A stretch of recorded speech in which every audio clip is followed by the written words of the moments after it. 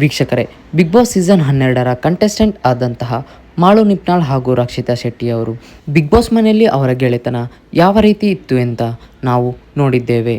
ಅದೇ ರೀತಿಯಲ್ಲಿ ವೀಕ್ಷಕರೇ, ಇದೀಗ ರಕ್ಷಿತಾ ಶೆಟ್ಟಿಯವರು ಮಾಳು ನಿಪ್ನಾಳ್ ಅವರ ಊರಿಗೆ ಭೇಟಿ ನೀಡಿ ಅವರ ಸ್ಟುಡಿಯೋದಲ್ಲಿ ಈ ರೀತಿಯಾಗಿ ಮಾತನಾಡಿದ್ದಾರೆ. ಹಾಯ್ ಗೈಸ್, ಆಕ್ಚುಲಿ ಎಂತ ಗೊತ್ತುಂಟಾ, ನನ್ನ ಮಾಲು ಅಣ್ಣ ಇದ್ದಾರಲ್ವಾ, ನನ್ನ ಫೇವ್ರೆಟ್ ಸಾಂಗ್ಗೆ ಆಡ್ಲಿಕ್ಕೆ ಹೋಗ್ತಾ ಏನೋ ತಪ್ಪದಲ್ಲಿ ಕ್ಷಮೆ ಇರಲಿ ಅಂತ ಹೇಳ್ತಾ ಹೌದು. ಗೀತೆ ನಿಮ್ಗೆ ಆಕ್ಚುಲಿ ನಾನು ಬಿಗ್ ಬಾಸ್ ಮನೆಯಲ್ಲಿ ಕೂಡ ಹೇಳ್ತಾ ಇದ್ದೀನಿ ಗೊತ್ತುಂಟಾ, ನೀವು ಆಡ್ಬೇಕು, ಒಳಗೆ ಹೋಗಿ ನಂತರ ಆಡ್ಬೇಕು, ನಾನು ಡಾನ್ಸ್ ಮಾಡ್ತೀನಿ.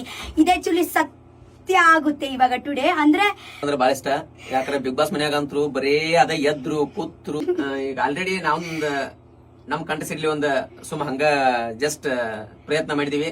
ಬರೇ ಬಾಯಾಗ ಅದೇ ಇತ್ತು. ಅಲ್ಲಿಯೂ ಹಾಡ ಹಾಡಿ ಎಲ್ಲರಿಗೂ ಬೇಸರವಾಗಿದ್ದು ನಾವ. ಆಕ್ಚುಲಿ ಅದೇ ಫುಲ್ ಸಾಂಗ್ ನನ್ನ ಮಾಲು ಅಣ್ಣನೇ ಆಡ್ತಾ ಇದ್ದಾರೆ. ನಾನು ಹೀರೋಯಿನ್, ಆಕ್ಚುಲಿ ಇವ್ರು ಆಕ್ಚುಲಿ ಹೀರೋ ಅಲ್ವಾ. ಓಕೆ.